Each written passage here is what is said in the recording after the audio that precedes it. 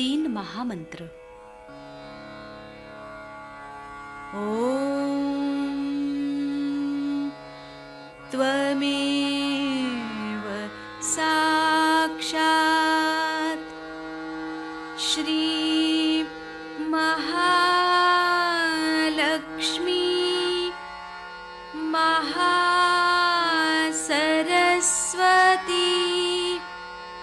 महाकाली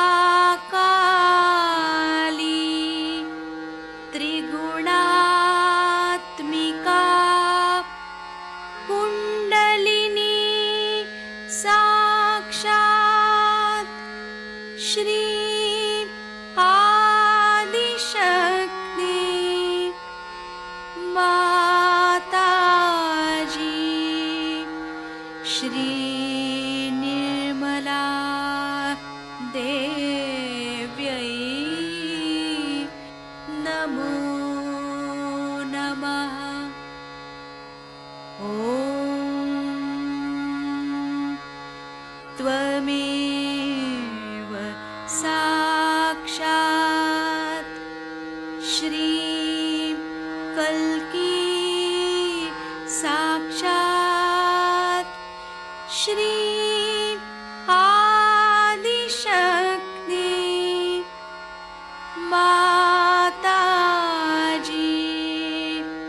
श्री निर्मला देव्यै नमो नमः। ॐ त्वमेव साक्षात् श्री कल्की साक्षात् श्री सहस्रार स्वामिनी मोक्षप्रदायिनी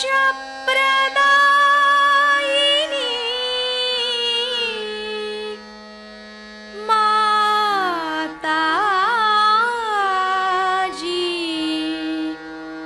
श्री निर्मला देव्यै नमो नमः। श्री गणेश मंत्र। ॐ त्वमेव साक्षात् श्री गणेश साक्षात् श्री आदिशक्ति माताजी श्री निर्मला देव्यै नमो नमः।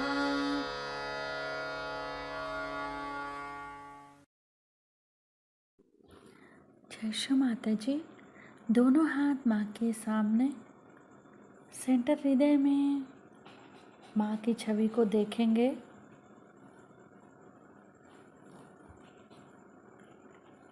बीचों बीच हृदय में माँ को, श्री माता जी को बुलाएंगे।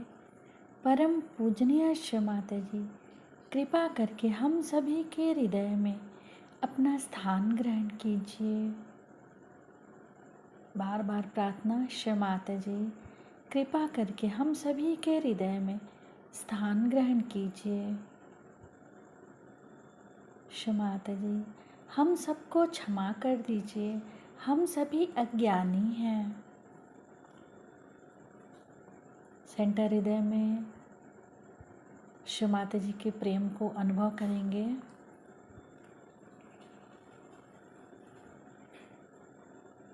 श्री माता जी आप ही तो श्री जगदम्बा भी हैं। कृपा करके हम सभी के हृदय में श्री जगदम्बा स्वरूप में संपूर्ण शक्तियों के साथ अपने श्री चरण कमल लेकर आइए। माँ के श्री चरण कमलों को देखेंगे सेंटर हृदय पे।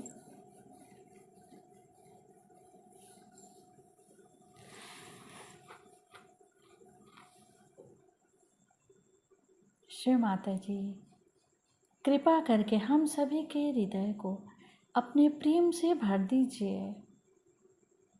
माता जी, हम सभी आपसे बहुत प्रेम करते हैं, हम सभी के हृदय में आइए।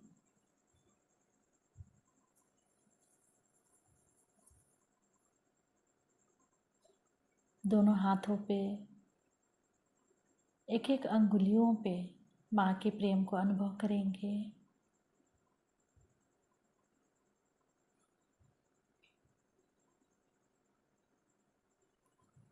धीरे धीरे अपने संपूर्ण चित्त को राइट स्वादिष्ठान पे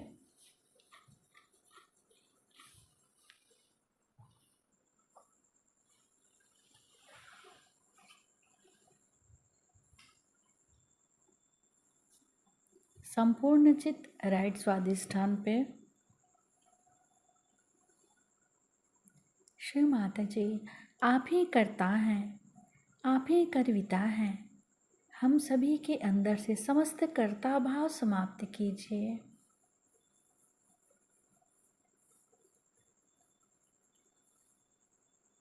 श्री माता जी, हमारे दाहिने स्वादिष्ठान में समस्त कर्ता भाव समाप्त कीजिए।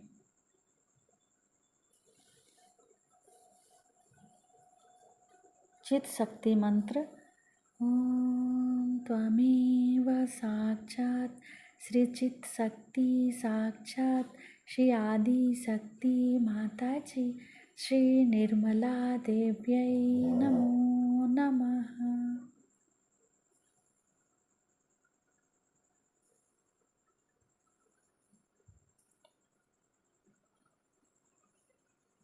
संपूर्ण चित राइट स्वादिष्ठान पे ही रखेंगे। चित्त को वहाँ पर क्लॉकवाइज घुमाएंगे 7 टाइम्स।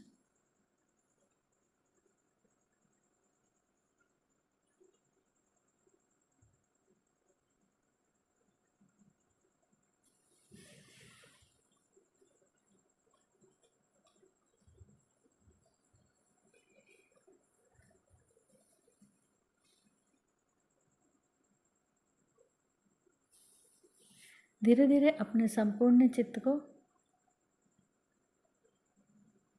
राइट नाभि पे माँ के श्री चरण कमलों को देखेंगे। शिव माता जी, कृपा करके अपने श्री चरणों की शीतलता हमारे लीवर पे प्रदान कीजिए।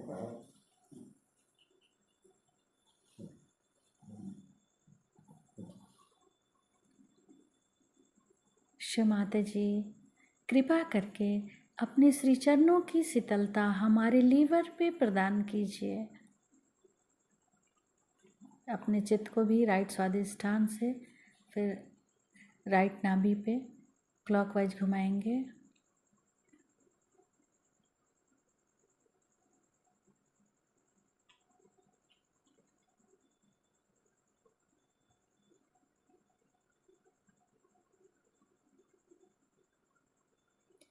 धीरे धीरे अपने संपूर्ण चित्त को सुषुम्ना नाड़ी से उठाते हुए सेंटर नाभि, सेंटर हृदय, सेंटर विशुद्धि, फ्रंट आज्ञा, सहस्त्रार। शिव माता जी, हम आपको सुन सके ऐसी कृपा कीजिए। वेणुगोपालन साहब ने आपसे बहुत सुंदरता से समझाया है कि हमारे अंदर जो कुंडलिनी शक्ति है उसको जागरूक किए बगैर कुछ भी हासिल नहीं हो सकता, कुछ भी मिल नहीं सकता, और कोई तरीका नहीं। क्योंकि परमात्मा को पाने के लिए, परमात्मा को जानने के लिए आत्मा को जानना जरूरी है। जब तक आत्मा को नहीं जाना जाता है तब तक परमात्मा को कोई नहीं पहचानता, क्योंकि आत्मा ही परमात्मा को जानने की शक्ति है। जैसे हमारी आंखें खुले बगैर हम संसार को नहीं देख सकते हैं, उसी प्रकार जब तक हमारी आत्मा जागरूक नहीं होगी सब बेकार की बातों से परमात्मा को नहीं जाना जाए। ये सत्य है, इसमें कोई शक नहीं। इसलिए लोग नाराज भी हो जाए, बुरा भी मान जाए, तो भी जो बात सही है वही बात हमें कहने की है, और इसमें बुरा मानने की कोई बात नहीं। क्योंकि अगर आप परमात्मा के खोज में निकले हैं, अगर आप उसको ही खोज रहे हैं, आप वाकई में खोजने वाले हैं, इसको कहते हैं कि आप ट्रू सीकर हैं, हृदय में आपको सिर्फ परमात्मा को ही मिलने का विचार है, तब तो आपसे हम बात कर सकते हैं और बाकी फिर बात नहीं हो सकती। कारण यह है कि मनुष्य ये नहीं जानता है कि वो अपनी आत्मा से अभी तक संबंधित ही नहीं। आत्मा आपको जानता है, आप आत्मा को जानते नहीं है, वो आपसे संबंधित नहीं। आपकी चेतना में आत्मा का कोई प्रकाश नहीं है, जरा सा भी नहीं। जब ये प्रकाश हमारे अंदर आता है तब अपने अंदर से ही शक्ति बहना शुरू हो जाती है। ये वास्तविकता है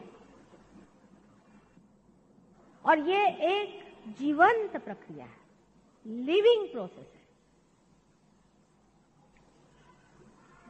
आप जिस तरह से अमीबा से इंसान बने हैं, उसी तरह से इंसान से भी आप ऊंचे बन सकते हैं, लेकिन उसी प्रकार बनेंगे।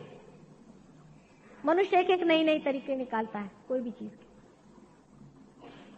परमात्मा का अपना तरीका बना हुआ है, उसने अपने आप के अंदर सारी चीज बना के रखी है, सिर्फ आपका कनेक्शन लगाने की बात है। जब तक परमात्मा से कनेक्शन नहीं हुआ, आत्मा से कनेक्शन नहीं हुआ, तो फिर बाकी की सब चीजें करने से फायदा क्या है? समझ लीजिए, इसका कनेक्शन अगर मेन से नहीं हुआ तो इस पर मैं बात करने से फायदा क्या? अभी वो आए थे, पैसा आप कह के ठहर जाइए, अभी कनेक्शन लगा देता। एक बहुत ही प्रैक्टिकल, लॉजिकल जिसको बात कहना चाहिए ये है कि अभी आत्मा से आपका किसी का संबंध है नहीं, आपके अंदर आत्मा का प्रकाश नहीं।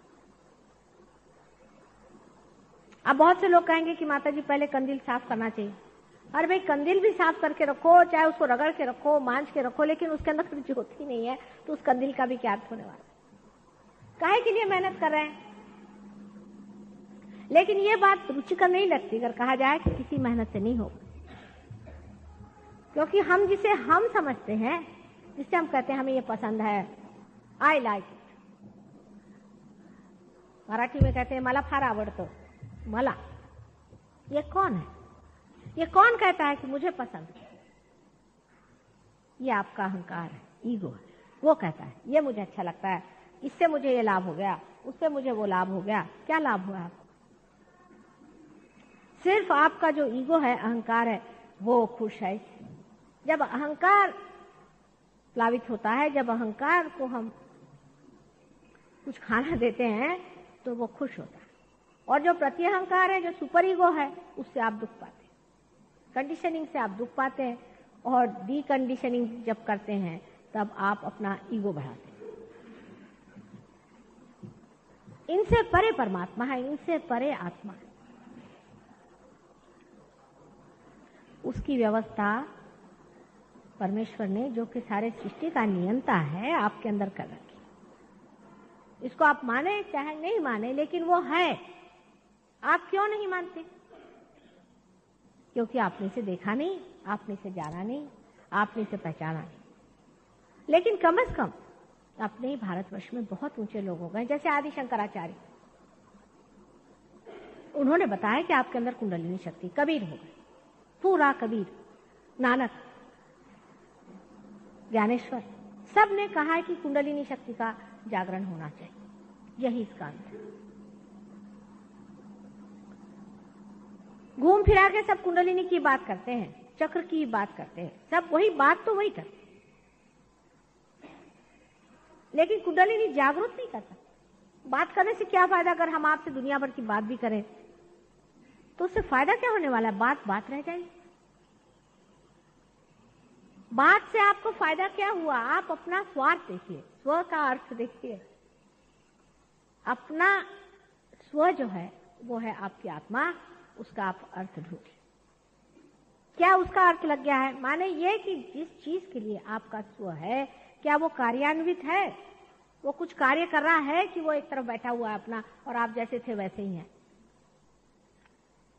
इसका विचार पहले कर लेना चाहिए कि अगर हम परमात्मा को खोज रहे हैं और हम असल में इस मामले में ईमानदार हैं और हम परमात्मा को ही खोज रहे हैं, हमारे ईगो को हम नहीं खोज रहे हैं, ऐसा विचार अगर आप अपने सामने रख लें और फिर ये सोचें कि ये करने के लिए क्या हमें कुछ करना होगा, क्योंकि हम कुछ भी कर्म करेंगे हमारा ईगो बंधेगा कि नहीं बंधेगा। कर्म के अंदर आप बंधेंगे या नहीं बंधेंगे। अकर्म होने के लिए कोई ना कोई घटना अंदर घटित होनी पड़ती है, और वो जो है वो जीवंत घटना है, स्पॉन्टेनियस। उसको आप करा नहीं सकते। सर के बल खड़े होने से आप बीज उगा सकते हैं क्या? गीता पढ़ने से आप बीज उगा सकते हैं क्या? मंत्र बोलने से आप बीज उगा सकते हैं क्या? कूदने काटने से आप बीज उगा सकते हैं क्या? किताबें पढ़ने से, गुरुओं को पैसा देने से, दुनिया भर के बाल मुड़ाने से और चोगे पहनने से आप कर सकते हैं क्या? कबीर ने सब पे खूब मारा हुआ। ये सब करने से आप नहीं कर सकते। अंदर की जागृति होनी चाहिए, सहज समाधि, सहज अंदर में होना चाहिए। अभी सहज योग भी एक साहब ने निकाल दिया। यानी लिमिट तो ये है कि पैसे कमाने के तरीके कितने लोग निकालते हैं और बेवकूफ बनाने के उसकी कोई हद नहीं, क्योंकि लोग बेवकूफ हैं। जो असल आदमी होता है उसके पास लोग ही बहुत कम आएंगे, पहली पहचान है। जो असल होगा उसके पास कम ही लोग आएंगे, क्योंकि असल को खरीदने वाले कम होते, नकल पे सब लोग मरते हैं। आप अगर कहें कि प्लास्टिक के फ्लावर बना दो तो हजारों बन जाएंगे। मेंबर बना लो, चलो भाई ये भी मेंबर हो गए, वो हो गए, आपको एक चोगा पहना दिया, चलो आप हो गए मेंबर, चलो उनके आप शिष्य हो गए। ना हमारे कोई शिष्य है, ना ही हमारी कोई संप्रदाय। आपको अगर पार होना है तो आप आए हैं, पार हो जाइए और इसमें बैठिए, जमिए, ना इसमें आप पैसा दे सकते हो। एक ये सोचना चाहिए, जिस चीज के लिए आप पैसा दे सकते हो परमात्मा कैसे हो सकता है। क्योंकि मंदिरों में पैसा लेते हैं, पोप पैसा लेता है, और सारे दुनिया भर के जितने भी आचार्य लोग हैं पैसा लेते हैं। इसलिए सब लोग सोचते हैं कि माता जी भी अगर पैसा नहीं लेती तो किस काम का होगा। मैं पूछती हूँ, कितना पैसा है आपके पास? आप मुझे क्या दे सकते हैं? आपके पास देने को है ही क्या? कौन सी ऐसी चीज आपके पास है जो इसका मूल्य दे सकता है? ये पत्थर और गोटे, इससे क्या आप इसका मूल्य देंगे? और किसी भी तरह की भावना लेकर चलने से भी क्या आपको परमात्मा मिल जाएंगे कि साहब मैंने परित्याग कर दिया मेरे घर का? ये सब दिमागी जमा खर्च है, बौद्धिक एक्रोबैट्स जिसे कहने से, कि मैंने घर छोड़ दिया, मैंने द्वार छोड़ दिया, सब संसार छोड़ करके। परमात्मा ने संसार बनाया क्यों अगर उसको छोड़ने का होता? ये पलायनवादिता जो है, इसकी क्या जरूरत है? इसकी जरूरत इसलिए पड़ती है कि मनुष्य इस चक्करों में जल्दी आ जाता है। किसी से कहा जाए कि देखिए अपने संसार में रह के, घर में रह कर ही अंदर ही घटना घटित होती है, तो सोचता अरे फिर इसमें क्या हुआ, मैंने शो ऑफ कहाँ किया, मैंने कहाँ अपने को दिखाया कि मैं कोई विशेष हूं। और आपको अगर वास्तव में पाना है तो आप कहेंगे चलो इस सब बाह्य चीजों में, बाह्य डबरों में कुछ नहीं रखा। और ये लोग आपसे बताएंगे भी कि बाह्य में कुछ नहीं, सब अंदर है, और कराएंगे सब बाह्य में, और आप इस चक्कर में घूमते ही रह जाइएगा। दुख तो यह है कि आप खोजने वाले हैं, आप अनंत काल से परमात्मा को खोज रहे हैं, और उससे बड़ा दुख यह है कि इस भरमार में आप भी खत्म हो जाएंगे। जो एक जीवंत क्रिया है वो करने की शक्ति, क्षमता और उसकी पूरी सृष्टि परमात्मा ने आपके अंदर की हुई। आपने किया ही क्या है जरा सोचिए। अभी ये बड़ी बिल्डिंग बना दी तो सोच रहे हैं कि साहब हमने बड़ी बिल्डिंग बना दी। ये पत्थर पे पत्थर चढ़ाए हैं, कौन सी जीवंत क्रिया की है यहाँ? मरे को मरा बनाना, और क्या किया है? कोई एक भी जीवंत कार्य मनुष्य ने करके दिखाया हो तो बताइए। जीवंत कार्य सिर्फ जो आदमी आत्मा को पाता है वही कर पाता है। ये पहचान है आत्मा को पाने की कि आपके हाथ से जीवंत कार्य होंगे। कुंडलिनी का जागना जीवंत कार्य है, जिसे आप अपने आंख से देख सकते हैं। इसका पल्सेशन आप अपने, उसका नाचना, उसका चढ़ना और उसका गिरना आप अपने आंख से देख सकते। जो कार्य आप लोग कर सकते हैं वो तो आप कर ही सकते हैं। जैसे कोई कहे कि आप ध्यान लगा के बैठो भाई, ऐसी उंगली करके बैठो, नाक ऐसे करके बैठो, तो आप कर ही सकते हैं, इसमें क्या विशेष? कोई कहे एक टांग ऊपर करके बैठो, थोड़ी दिन प्रैक्टिस करके आप ये भी कर सकते हैं। कोई कहे घोड़े पे कूद के बैठो तो आप कर सकते हैं, कूद जाओ थोड़ा सा ऊपर में हो जाओ तो वो भी हो सकता। एक साहब है वो आजकल किसी को फ्लाइंग सिखा रहे हैं। अरबी क्या आपको पक्षी बनने का है? कोई है एक साहब वो मेंढक जैसे कूदने लगा। मैंने कहा मेंढक जैसे क्यों कूदते हैं? क्या मेरे गुरु ने बोला कि अगर आप की कुंडलिनी जागो तो आप मेंढक जैसे कूदेंगे। मैंने कल सांप जैसे रेंगेंगे। अरे भाई आप होने क्या वाले हैं? आप क्या सांप होने वाले हैं कि मेंढक होने वाले हैं कि पक्षी होने वाले? आपको कूदने की क्या जरूरत है, चिल्लाने की क्या जरूरत है और चीखने की क्या जरूरत है? अगर आप ही के अंदर वो शक्ति बैठी हो तो अपनी कोई इज्जत करिए, अपने बारे में समझ लीजिए कि ये परमात्मा ने संपूर्ण सुंदरता से रचाया हुआ एक मानव शरीर है। बड़ी नाजुक उसकी कलागिरी है और उस कलाकृति में बड़े ही सुंदरता से उसने कुंडलिनी को ऐसे जगह बिठाया कि कोई उसको छू नहीं सकता। त्रिकोणाकार अस्थि में बिठा दिया। त्रिकोणाकार अस्थि को आपको आश्चर्य होगा कि आप जला नहीं सकते, अस्थि को भी नहीं जला सकते। चाहे उसमें से कुंडलिनी चली जाए आप उसे भस्म नहीं कर सकते। और अगर वो भस्म हो भी जाए, बड़ी मुश्किल से इलेक्ट्रोलिसिस वगैरह से भस्म कर भी दें तो भी उसके परमाणु एक अलग तरह के होते हैं। इसका नाम ही सेक्रम है। देखिए उस जमाने के लोगों ने, उस जमाने लैटिन भाषा में, इतने पुराने जमाने में उन्होंने इसे सेक्रम कहा, ग्रीक्स ने इसे सेक्रम कहा। इसका मतलब यह है कि ये बहुत अत्यंत पवित्र चीज है। इसका एहसास, इसकी कल्पना उस जमाने में भी लोगों को वहां पर ग्रीक जैसे देश में हुई थी। इसमें परमात्मा ने इस कुंडलिनी का स्थान बनाया। कितनी सुंदर रचना। आखिर क्यों आप ये भी कहें कि माँ क्या जरूरी है, जैसे हमको अमीबा बना दिया हमें भगवान भी बना दे, हमें आत्मा भी बना दे। लेकिन अमीबा से इंसान बनने तक आपकी चेतना है ये बढ़ती रही, ये प्रगल्भ होती रही, आप इंसान बन गए। आप में और जानवर में कितना अंतर है ये आप नहीं जानते। कभी कभी जानवरों जैसा आप कर सकते हैं, आप चाहे तो बिच्छू बन जाए और चाहे तो आप शेर बन जाए, वो दूसरी बात है। लेकिन तो भी आपके अंदर और जानवर में अंतर रह जाता है। एक घोड़े को आप किसी गंदे नाली से ले जाइए, उसको कुछ नहीं फर्क पड़ता। कोई भी इंसान उसे ले जाइए और नाक पकड़ लेगा, वो नहीं जा सकता वहां। सुंदरता जिसके बारे में इन्होंने कहा है उसका विचार जानवर में नहीं होता, मनुष्य में। हालांकि उसका भी कभी कभी बड़ा बाह्य होता है।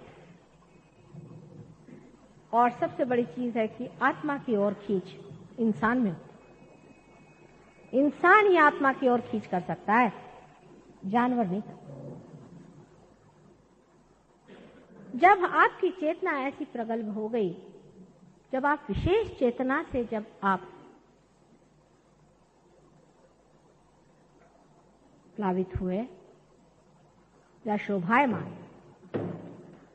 उस चेतना को ही जानना चाहिए कि परमात्मा क्या है।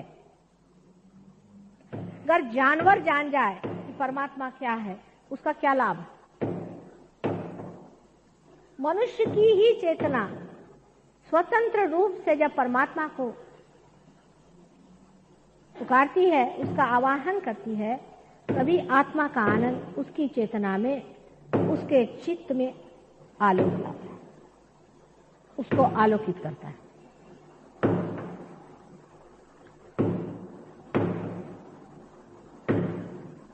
ध्यान करता है मानो, क्या करता तुम? हाँ? उस आलोक को समझने के लिए मनुष्य की चेतना एक तरफ से बढ़ाई गई। अब ये है, इसमें से हम बोल रहे हैं ये कनेक्टेड है, सब चीज ठीक ही है।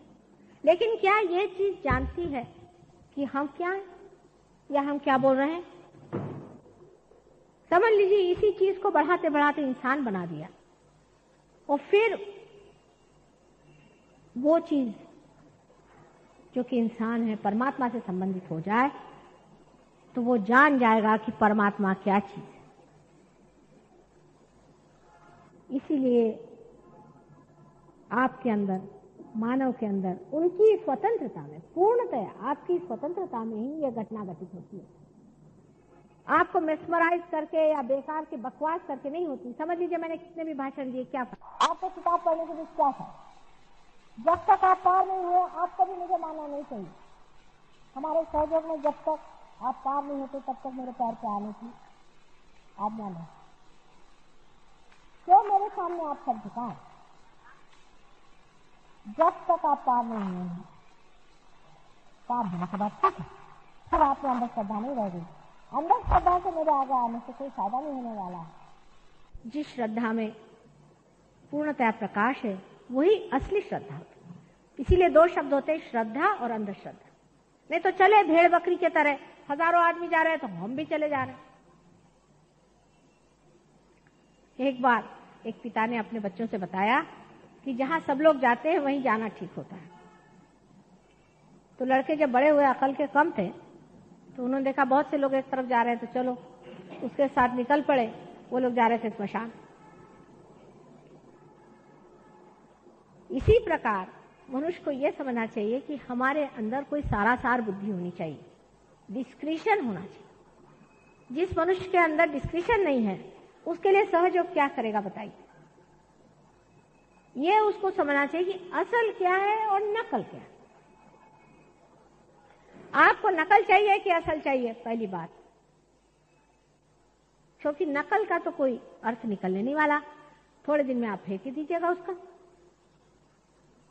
जितने भी नकल होते हैं आप देखिए उनका सबका बंठाढार हो ही रहा है। एक के बाद एक का पता हो रहा है कि उन्होंने उसका खून कर दिया, वहां उनको मारा गया, वो वहां से भागे गए, 10 फैमिली रुइन हो गई, ये खराबी हो गई, वो खराबी हो गई।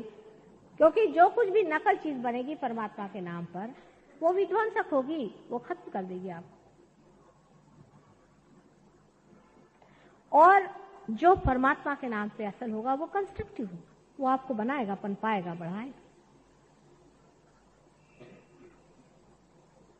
इसलिए मनुष्य को पहले यह तय कर लेना चाहिए कि आपको असल चाहिए कि नकल चाहिए। सोना तो हमको असली चाहिए। तो कलकत्ते में आप जाइए तो वहां असली सोना चांदी का दुकान मिलता है। सोने के मामले में बहुत हम लोग पर्टिकुलर है कि असली 24 इसका असलं पाहिजे, मराठीत अगदी पाटल्या। और परमात्मा के बारे में साले जिनकी ऐसी वृत्तियां हैं उनके लिए सहयोग नहीं। सहयोग असली वीरों का काम है, फालतू भेकड़ लोगों के लिए सहयोग नहीं है। वो आप चाहे कहीं के मिनिस्टर हो, नहीं तो प्रेसिडेंट हो, नहीं तो कुछ। असली वीरों का काम है, जो असली वीर है वो सामने आए, और बेकार लोगों के लिए सहयोग नहीं है। आप ही बताइए कि आपके यहाँ टूटे फूटे बहुत सारे अगर दिए पड़े हो, ट्यूब्स पड़े हैं, आप उसकी रिपेयरिंग करते हैं क्या?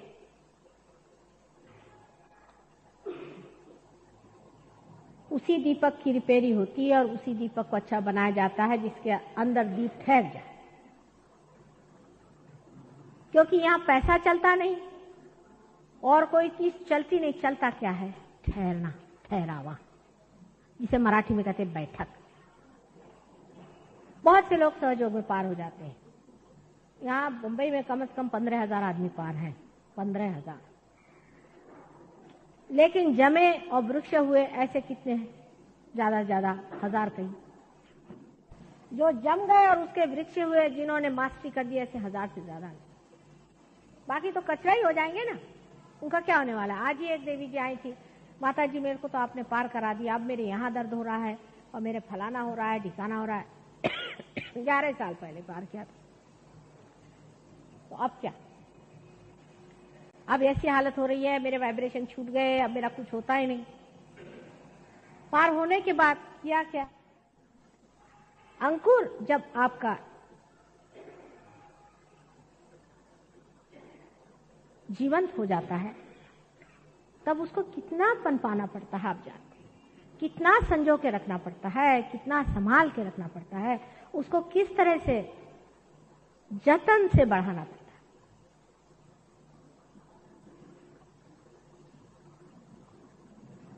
वो जतन वो प्यार, वो समझ आप में होना जरूरी है। आज यहाँ भी बहुत से सहयोगी बैठे हैं, उसमें से कुछ बहुत पहले आए थे, कुछ हमेशा के हैं और कुछ यूं ही, और कुछ नए लोग भी हैं। सब लोगों से एक ही कहना है मुझे, सहयोग आपको दूसरे किनारे पहुंचा देता है। आप दूसरे हो जाते हैं, आप अपनी आत्मा हो जाते हैं, आप अपना ईगो नहीं रहे, आप अपनी आत्मा हो जाते हैं।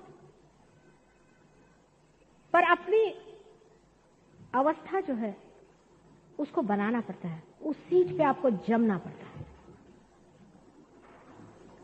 इस मामले में मैं ये कहूंगी कि इंग्लैंड के जो लोग हैं, आश्चर्य की बात है, बड़ी आश्चर्य की बात है कि इंग्लैंड के लोग जिन्होंने एक जमाने में यहाँ इतना सत्ता दिखाई, ये इंग्लैंड के लोग बड़े जोर से बैठ गए, खोजा ही नहीं, बैठ भी गए। और हम जिनके लिए हजारों अवतारों ने यहां जन्म लिया, इस पुण्य भूमि को विशेषकर इतना पवित्र बनाया, जिसके रग रग में चैतन्य की लहरें बह रही हैं, उस देश के लोगों में वो गहराई और वो गहनता नहीं। बड़ा आश्चर्य होता है, मैं स्वयं बड़े आश्चर्य हूं। मैंने तो इसलिए भारतवर्ष में जन्म लिया और महाराष्ट्र में विशेष करके कि ये पुण्य भूमि है, ये संतों की भूमि है। अब साहब हो गए महाराष्ट्रियन लोग भी। जिस दिन महाराष्ट्रियन लोग साहब हो गए तो गया आपका देश, समझ लीजिए। जिस दिन ये हो गया तो गया सारी धूरी, मतलब गणपति चूल्हे में गए, फिर तो क्या रह गया। सब मंदिर वंदिर बंद करा दीजिए, गणपति जितने भी आपके हैं अष्टविनायक, उनके ताले लगा दीजिए। और बुद्धिवादियों ने अपने दिमाग से ऐसी ऐसी चीजें निकाल के रखी हुई कि आप उस भरमार में आ गए। अब फ्रॉइड का जमाना आने वाला है, महाराक्षस है, उसने उन देशों को खत्म कर दिया, लेकिन वो संभल गए और तुम लोग नहीं संभलोगे, क्योंकि अंग्रेजों ने उसे लिया तो हमें लेना चाहिए, उन्होंने गलत काम किया तो हमको गलत काम करना ही चाहिए। ये सोच करके हमने सब कुछ अपना जो भी था उसे खो दिया। फिर आजकल नए नए गुरु भी निकल आए बातें बनाने के लिए, सबका खंडन करने के लिए। कोई कृष्ण बनता है तो कोई कुछ बनता है, कोई कुछ बनता है। कुछ बनने से नहीं होता है। कृष्ण थे, उनकी संहार शक्ति कोई दिखा दे तो माना जाए। एक वहां एक है, मैं ख्रिस्त हूं, मैंने कहा अच्छा जरा पानी पे चल के दिखाओ। ख्रिस्त जो साक्षात ब्रह्म स्वरूप थे वो बन के वो वहां पहुंचे मेरे सामने, मैं ख्रिस्त हूं, और थर थर थर थर मेरे आगे ऐसा ऐसा उनका बदन हो रहा, सारा बदन लट लट लट लट कपड़ा, बड़े ख्रिस्त बन के आए और उनके बहुत फॉलोइंग है।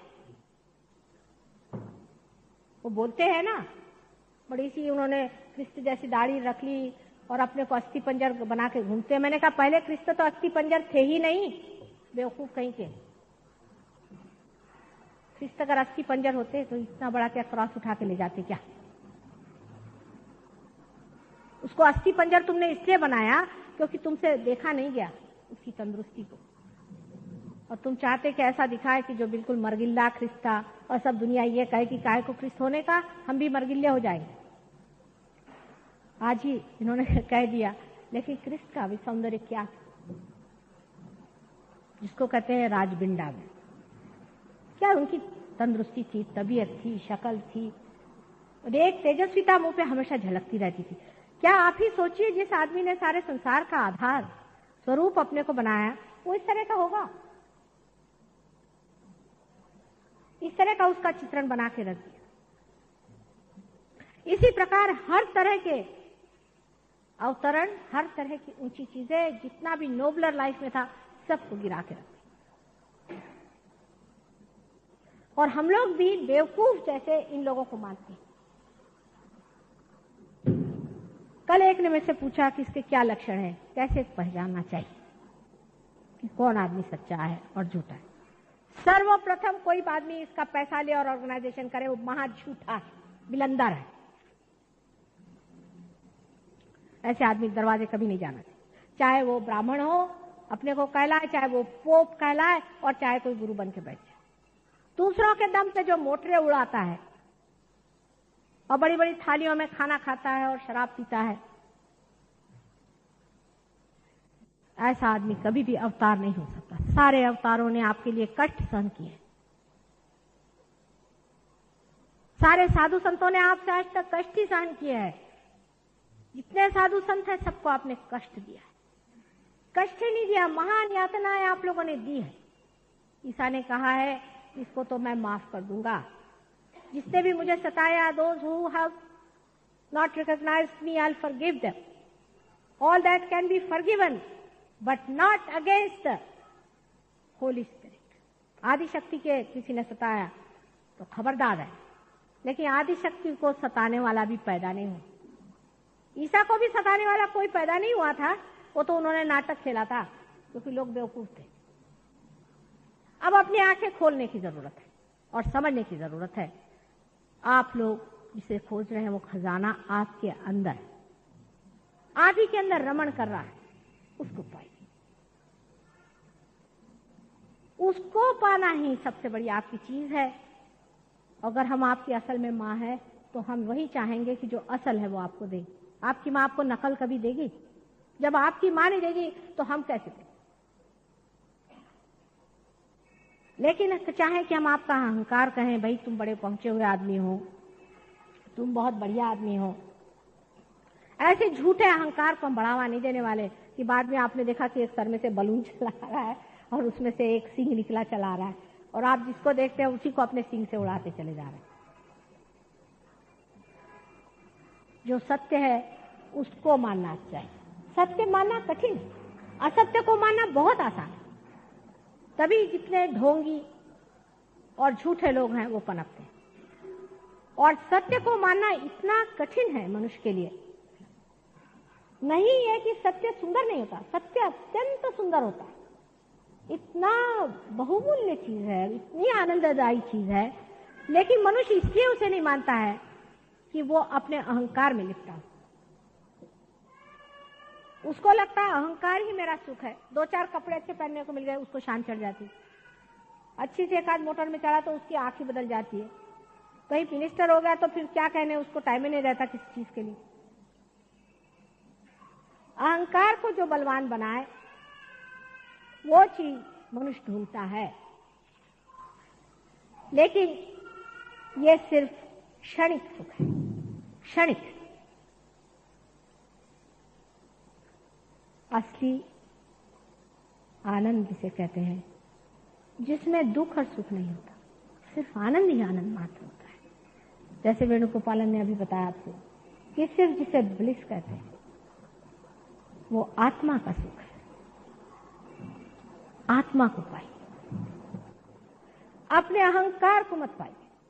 अहंकार आपका चित्त जो है विचलित रखेगा, आपको कंफ्यूजन में डालेगा। अहंकार से तो सबसे बड़ी चीज जो होती है गधापंथीपना, स्टूपिडिटी जिसे कहते हैं। एक से अहंकारी मैंने देखे हैं, उनको देखते साथ समझ नहीं आता हंसे कि क्या, ऐसी बेवकूफी की बात करते हैं और अहंकार में वो ये नहीं जानते कि हम बेवकूफ हैं। कबीर कहते थे पढ़ी पढ़ी पंडित मूर्ख भय। जितने भी राक्षस हैं महाअहंकारी थे, अब कलयुग में उन्होंने चोगे पहन लिए हैं और अहंकार ऊपर से नहीं दिखाते हैं, लेकिन अंदर से महाअहंकारी हैं और आप सबको खा जाए। आप जैसे कोई नया पनपा हुआ पौधा होता है, उसी प्रकार अत्यंत नाजुक प्रकृति के हैं। कोई हवा आ जाए उसमें आप बहक जाते हैं, इसमें आपका भी दोष नहीं, लेकिन समझ रखना चाहिए। परमात्मा ने आपको बुद्धि दी है, उसको इस्तेमाल करना चाहिए और पहचानना चाहिए कि असल क्या है और नकल क्या है। आप कुंडलिनी हमारे अंदर है, वो जागती है, वही आपको अपना आत्म साक्षात्कार देती है, जिससे आपका पुनर्जन्म होता है, जिसके बारे में अनेकों ने सारी किताबों में यही लिखा हुआ है कि अपने अंदर खोजो, अपने अंदर पाओ, अपने ही अंदर है। लेकिन कैसे? ये जीवंत क्रिया है। माने एक फूल फल होता है, कैसे?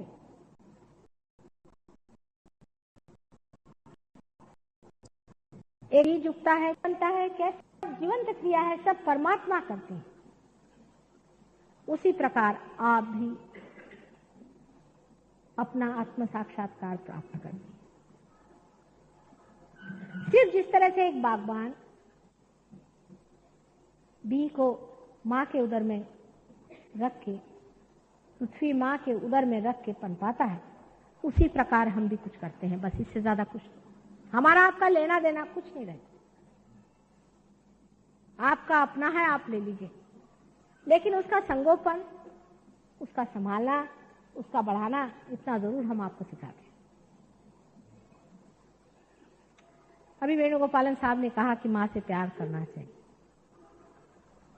कि करो तो भला, नहीं करो तो माँ तो नहीं ना छोड़ने वाली, वो तो प्यार करती ही है। लेकिन आप अगर प्यार करें तो उसका मजा उठा सकते हैं। हम तो प्यार करेंगे ही, चाहे आप हमें मारिए, पीटिए, चिल्लाइए, चीखिए, हम तो करेंगे ही, क्योंकि आप हमारे बेटे हैं। लेकिन आपका अपने मामले में क्या ख्याल है? आप भी तो अपनों को प्यार करें, आप भी अपना थोड़ा विचार करें, आप भी अपने को जानें और अपने आनंद में डूबें।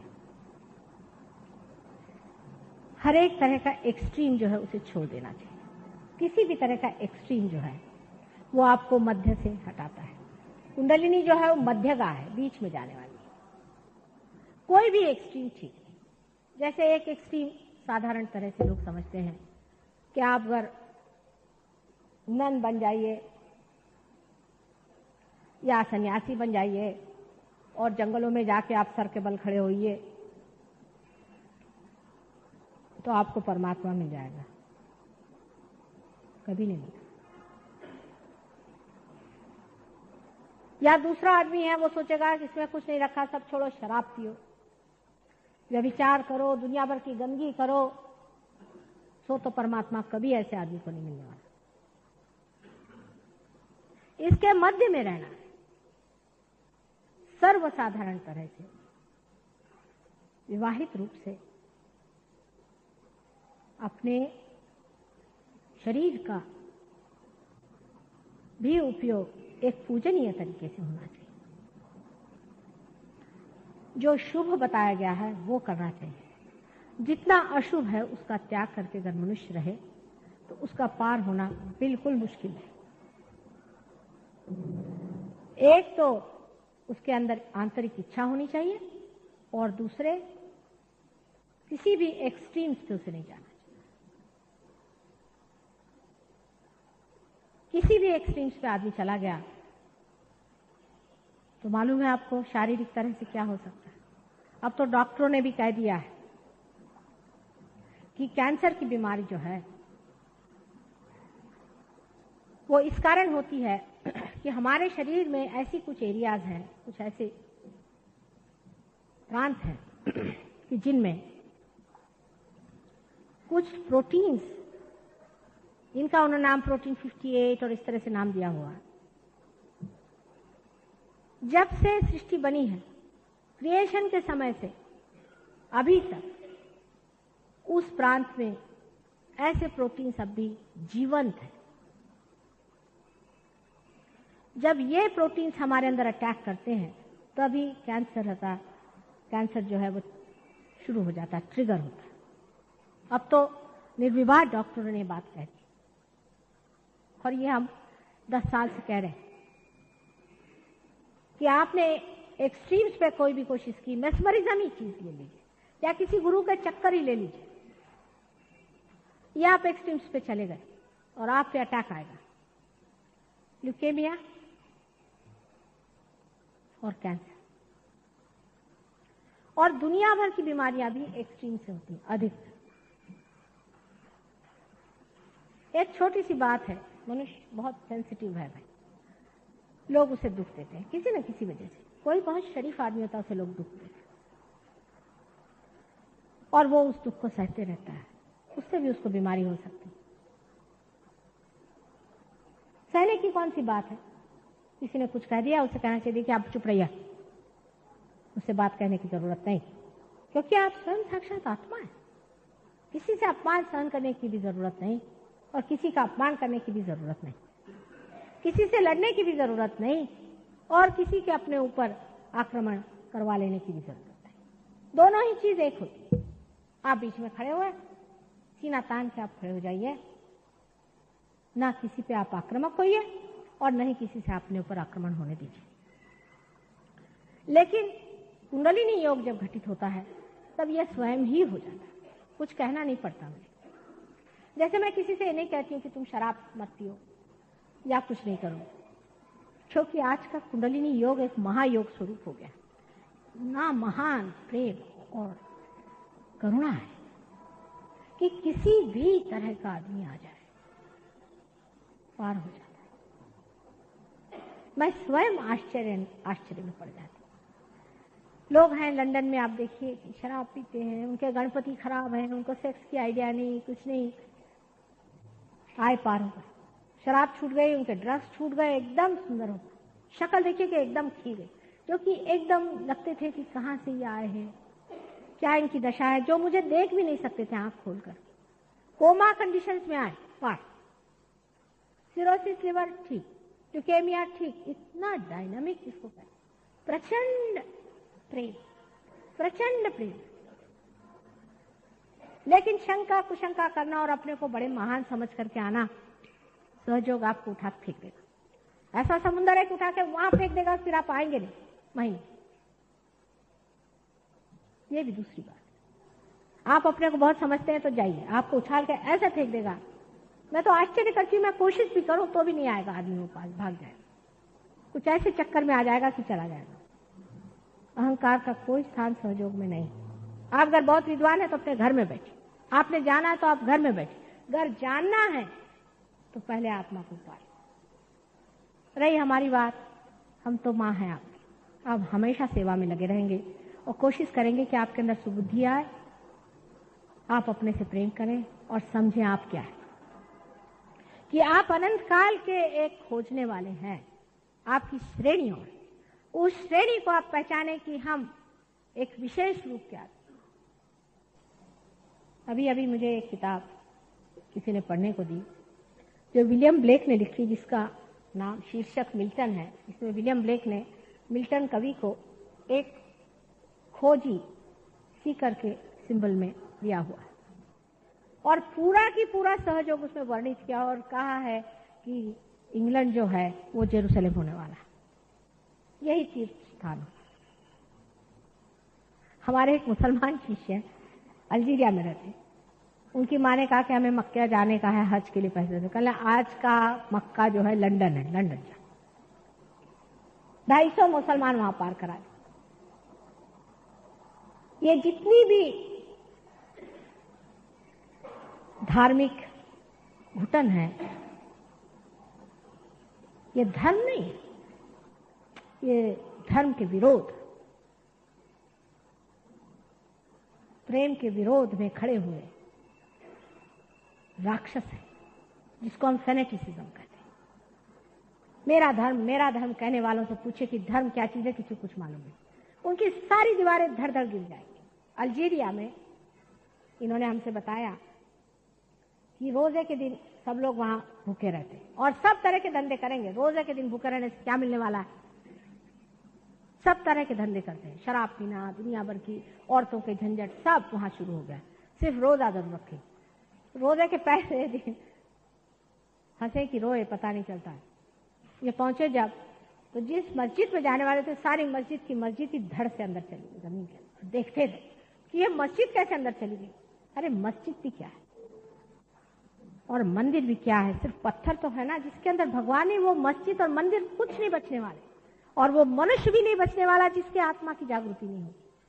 वो भी दिन आने वाले, इसलिए अपनी आत्मा की जागृति कर लीजिए। मैं आपकी माँ हूं, मैं आपसे विनती करती, अपने को पहचानिए, अपने को समझिए, अपने अहंकार में मत रहिए, अपने आत्मा की जागृति करके अपना परम कल्याण साधिए, अपने परम तत्व को आप साझिए। सब बेकार की बातें, हम ये हैं और हम वो हैं, हम इस जाति और पंथ और धर्म के हैं, ये सब झूठ है। आप सिर्फ परमात्मा के पंथ के हैं। और ये जिन जिन के आप नाम ले रहे हैं, बुद्ध, महावीर आदि, जिसका भी आप नाम ले, मोहम्मद साहब का, सब हमारे साथी हैं। इन पाखंडियों के नहीं, इन चोरों के नहीं, जो उनके नाम पर बड़े बड़े ऑर्गेनाइजेशन निकाल करके और पैसा बना रहे।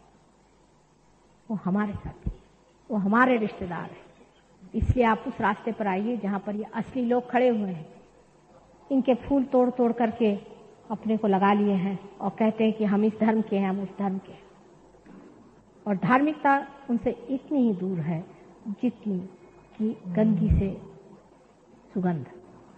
अपने अपने सुगंध को पाएं, अपने अपने आनंद को लूटें, अपने अपने सौंदर्य में जागें और उसकी सारी व्यवस्था आपके अंदर बनी। सिर्फ अपने अहंकार को जरा सा नीचे कर लें, थोड़ा सा, उसको भी लड़ने की जरूरत नहीं, कुंडलिनी स्वयं साक्षात उसे कर लेती, लेकिन थोड़ी तैयारी चाहिए। अब आप में कोई कोई विद्वान बड़े मुझे नजर आ रहे हैं, बहुत पढ़े लिखे विद्वान, किताबें जरा समुद्र में फेंक आई, बिल्कुल व्यर्थ। किताब के पढ़ने से कुछ नहीं होने वाला। सर्वसाधारण लोग जो कि देहातों में रहते हैं, वहां हमारा असली काम होता है। बंबई में तो यही हाल है, असली काम हमारा देहातों में होता है। अभी एक देहात से आए, यहाँ पर हजारों लोग जहां पार हो रहे हैं, शहरों के लोग रह जाएंगे अधकच्चे, क्योंकि वो अपने को समझते नहीं वो क्या है। क्योंकि शहरों के लिए तो गुरु लोग तैयार है आपकी जेबें खाली करने के लिए। हमारे लिए तो गांव में ही परमात्मा रम रहा है। आप लोग भी अपना थोड़ा अहंकार कम करें और ये समझ लें कि जब तक परमात्मा को पाया नहीं तो हम किस काम के, हमारा क्या अर्थ है। हम बेकारी में अपने को क्यों समझे बैठे भाई। हालांकि एक बात जरूर है जिससे अहंकार ना बलवत्ता हो, कि आप लोग बहुत बड़े परमात्मा को खोजने वाले साधु संत, और इसके बारे में भविष्यवाणी हुई थी कि घोर कलयुग में ही ये होगा, ये घटना घटित होगी, महायोग स्थापित होगा। और महायोग ही आपका, इसे लास्ट जजमेंट कहते हैं, वही कुंडलिनी के जागरण से ही आपका जजमेंट होता है और कोई तरीका इसका नहीं। आज का प्रोग्राम हालांकि अभी आखिरी है, फिर से मैं आने वाली हूँ। सहयोग में लग के रहना चाहिए, तब उसका पूर्ण आशीर्वाद आपको मिलता है। कृष्ण ने भी कहा योगक्षेम वहाम्यम, पहले योग फिर क्षेम होगा। योग के बगैर क्षेम नहीं होने वाला। योग होते ही साथ क्षेम की कल्पना भी बदल जाती है और क्षेम घटित भी। पहले आप योग को अपना पाएं, अपने आप क्षेम घटित होगा। यहाँ से बहुत से लोग हैं जो बताएंगे कि सहयोग से कैसे कैसे क्षेम प्राप्त हुए। सभी को लाभ हुआ है और आपको भी लाभ होगा। जिस परमात्मा ने अपना ही द्वार आपके लिए खोल दिया है, वो क्या आपको ये क्षुल्लक और छोटी चीजें नहीं देगा, लेकिन आपकी सारी ही प्रायोरिटी, जिसको कहते हैं, सारे ही मूल्यांकन बदल जाते हैं और आप एक दूसरे ही हो जाते हैं। वही आप हो जाएं, उसमें जमे और रमे और इस बंबई में कोई तो भी विशेष कार्य करें, ऐसा मैं चाहती हूँ। हर जगह बंबई में सेंटर्स हैं और भारतीय विद्या भवन में भी एक सेंटर ये लोग चलाते हैं। जिन लोगों को सुविधा यहाँ नहीं होती है वो यहाँ आए, लेकिन आना पड़ेगा। सामूहिकता ही इसका तत्व है। सहयोग माने सामूहिकता, सामूहिकता जागरूक करना, यही सहयोग का मुख्य लक्षण है। आपके अंदर सामूहिकता आ जाती है, आपकी उंगलियों में आप पता लगा सकते हैं कि आपके चक्र का क्या अंदाज है और दूसरे के चक्र कहाँ पकड़े। आप सामूहिक हो जाते हैं, लेक्चर से नहीं कि you are brothers and sisters, ये नहीं, यू बिकम अपने आप महसूस करने, दूसरे को आप अपने अंदर महसूस करने लग जाते हैं। ये विराट का एक अंग प्रत्यंग आप होते हुए भी जागरूक हो जाते हैं और आप उसको महसूस करने लग जाते हैं अपने अंदर। ये होना है। जब तक ये घटना घटित नहीं होगी तब तक लेक्चर देने से आप किसी के भाई बहन नहीं हो सकते, आपको ये महसूस नहीं हो सकता। ये घटना है, ये घटित होनी पड़ती, और ये फ्रिवलस लोगों के लिए नहीं है। फिर से मैं कह रही हूँ, जो लोग फ्रिवलस हैं, जो लोग ऐसे ही अब 4 जगह गए लेक्चर में, चलो टाइम है माता जी को भी सुन लिया फिर चले, ये कोई दुकान नहीं है और कोई बाजार नहीं, इसमें जमना पड़ता है, और जो जमता है वही पूरी तरह से पाएगा। परमात्मा आपको सुखी रखे। एक आध 2 प्रश्न हो तो पूछिए, कोई हर्ज नहीं, लेकिन बेकार के बकवासी प्रश्न से पूछना है, तो मैं बहुत ज्यादा होशियार हूँ।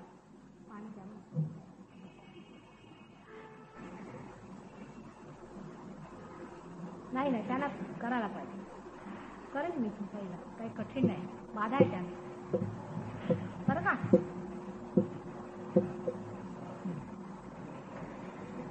तुम्ही स्वतःकडे लक्ष द्या, त्यांचं आहे ते आम्ही बघू, तुम्ही सगळे त्यांच्याकडे लक्ष देऊ नका, त्यांचे डोळे ठीक करून तरी तुमचं काय भलं होणार आहे?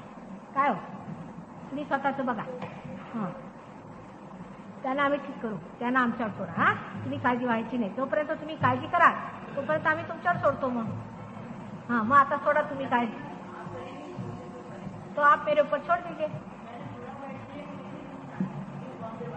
कुछ खास दूर से नहीं आया, इससे भी दूर से लोग आते हैं, समझे ना? लेकिन आप मेरे ऊपर छोड़ तो दो,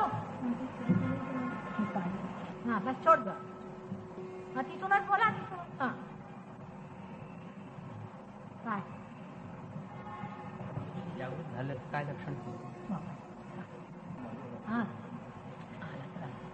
बसा बसा बसा, इसका प्रश्न अच्छा है, बहुत अच्छा प्रश्न है। जागरूक का क्या लक्षण होता है, कैसे पहचाना चाहिए कि जागृति हुई या नहीं?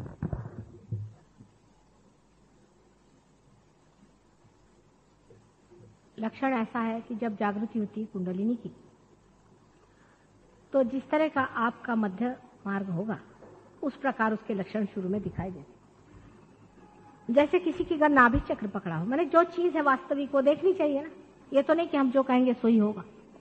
अगर आपके नाभि चक्र की पकड़ है, समझ लीजिए, तो आपकी कुंडलिनी तो त्रिकोणाकार अस्थि में ही स्पंदित रहेगी, बहुत बहुत देर तक उठेगी नहीं, पर स्पंदन होगा, आप आंख से देख सकते। अगर आपका नाभि चक्र आदि ठीक है, आप मध्यम मार्ग के आदमी हैं, किसी गुरु की अभी तक आपके ऊपर कृपा माने अवकृपा नहीं हुई है, तो कुंडलिनी सटाक के ऊपर चल सकते। अगर आप बहुत ज्यादा बुद्धिवादी हैं, बहुत ज्यादा विचार करते हैं, आज्ञा पे रुके, आज्ञा पे रुकने पर आपके आंखों में डायलेटेशन ऑफ द पीपल हो जाएगा,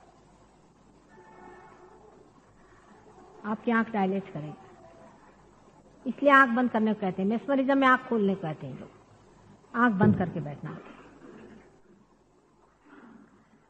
अगर आपका सहस्त्रार बहुत ठीक है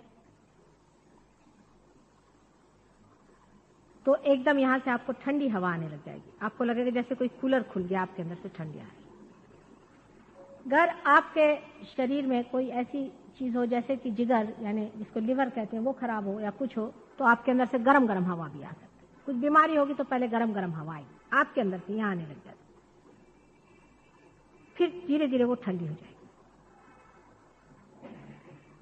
और बहुत से लोगों के पहले ही इसमें हाथ में ठंडा आने लग जाता है, ये सबसे अच्छा लक्षण है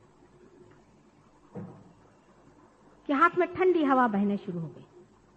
मैं जब बैठी तो मेरी तरफ से आएगी, पर नहीं तो ऐसे बहना शुरू हो जाए ठंडी हवा। यही चैतन्य की लहरियां है, जिसको cool bridge of the Holi ghost Bible में कहा स्पष्ट रूप से। होली घोस्ट माने आदिशक्ति, वो आपको महसूस होने लगता है और एकदम निर्विचारिता आ जाएगी। आज्ञा चक्र से कुंडलिनी चढ़ते साथ ही निर्विचारिता आ जाती है। और ब्रह्मरंध्र छेदने पर अगर आपका विशुद्धि चक्र ठीक हो तो आपके हाथ में खूब जोरों से बहना शुरू हो। पर विशुद्धि के दोष से कभी कभी ये होता है कि आपको इतना महसूस उंगलियों पे नहीं होता, पर यहाँ पे होने लग जाएगा। और आपको ये भी पता होगा कि कुंडली चढ़ रही है। जैसे वेणुगोपालन की विशुद्धि खराब थी, ये भी बहुत बेचारे गुरुओं के चक्कर में घूम चुके, तो इनको हाथ में इतना महसूस नहीं होता था पहले पहले, पर अंदर कुंडलिनी का चलना फिरना सब महसूस होता था। उसका प्रकाश भी दिखाई देता था। करते करते अब इनके हाथ में भी महसूस होने लगा। तो इसका सबसे बड़ा लक्षण यह है कि आदमी एकदम रिलैक्स हो जाता है और साक्षी स्वरूपत्व आने लग जाता है और हाथ से ठंडी ठंडी लहरें बहने लगती हैं। यह जागृति का लक्षण है। अब जब यह स्थिति आ जाने पर इसको आपको उपयोग करना चाहिए। आप अगर राजा हो जाए और अपने राजापना का आप कोई अधिकार न जमाए तो कौन मानेगा कि आप राजा हैं। फिर आपको दूसरों को देखना चाहिए, उनकी कुंडलिनी जागृत करके देखना चाहिए, दूसरों के वाइब्रेशन देखना चाहिए। फिर आपको आश्चर्य होता है कि आपके अंदर कितनी शक्ति है। फिर आपको पूरी तरह से इसका ज्ञान दिया जाएगा और आप उसको पड़ताला कर लें, देख लें सच्ची है या नहीं। पर साशंक नहीं, नम्रता पूर्वक देखें। हाँ भाई, जैसे अब हमें लंदन में शुरू में एक महाशय थे, उनको पार किया तो उनका माँ यहां से बैठे बैठे सबका पता लग जाएगा। मैंने कहा हाँ क्यों नहीं। कल मेरे फादर का फोन नहीं आया, बहुत दिन से स्कॉटलैंड में रहते। मैं कहा अच्छा, ऐसे आप करके सोचो फादर के बारे में। फट से उनके यहाँ पकड़ आ गई, जलने लग गया। कहले ये क्या जगह? मैंने कहा ये सब फादर के हैं। और ये जो है ये विशुद्धि चक्र है। He must be down with bronchitis, ये अंग्रेजी में मैंने शब्द किया, he must be down with bronchitis. उन्होंने अपने फादर को फोन किया तो मदर फोन पे आई, का क्या हाल है फादर, कैसे? कहीं डाउन विथ ब्रोंकाइटिस, यही शब्द उन्होंने। बाद में उन्होंने ये भी सोचा कि हो सकता है माँ ने अपने अंतर शक्ति से जान लिया है, लेकिन मेरी शक्ति से नहीं। मैंने कहा अच्छा मेरे सामने नहीं, ऐसे भी तुम ट्राई करके। अब तो निर्विवाद हो गए, क्योंकि आपका संबंध परमात्मा से हो जाता है। सारी चीज को आप अपने हाथ से जान सकते हैं। अभी तक आपके पास कोई भी ऐसा एकमेव एब्सोल्यूट ज्ञान नहीं है जिससे आप जाने ये आदमी सच्चा है कि झूठा है, ये गुरु सच्चा है कि झूठा है, कैसे जानेंगे? उसके तरफ हाथ करने से ही, उसके बारे में विचार करने से ही आपको पता हो जाएगा कि आदमी कैसा है। ब्रह्म का ज्ञान हो जाता है। यही ब्रह्म है जो बह रहा है आपको। इसलिए इसको इस्तेमाल किए बगैर, इसको उपयोग किए बगैर आप नहीं समझ सकते कि आप क्या हैं, आपकी क्या अवस्था है। तो पहले तो आपको लक्षण बताए और उसके बाद में ये बताया कि इसको आप किस तरह से अपने अंदर मानते हैं। जैसे कोई दवा है, जब आप उसको लेते हैं उससे फायदा होता है तभी तो ना मानते कि ये दवा अच्छी है। किसी डॉक्टर के कहने से नहीं मानने वाले। उसी प्रकार आप खुद ही इसका सर्टिफिकेट खुद ही देने लग जाते हैं। अब ये इतने से बैठे हैं, ये सब सहयोग जानते हैं इतने से, इनसे सीखो सहयोग। इनसे भी छोटे हमारे ग्रैंड डॉटर हैं, वो 4 साल की, उनसे भी सीख सकते। आता है खड़ा आणखी विचार पडे तो बसूया ध्यानाला, तो पाणी द्या। आला का लिमका वगैरे काय? हा, विचारून घ्या. प्रश्न असला एखादा तर विचारायला हरकत नाही, काय भ्यायला नको.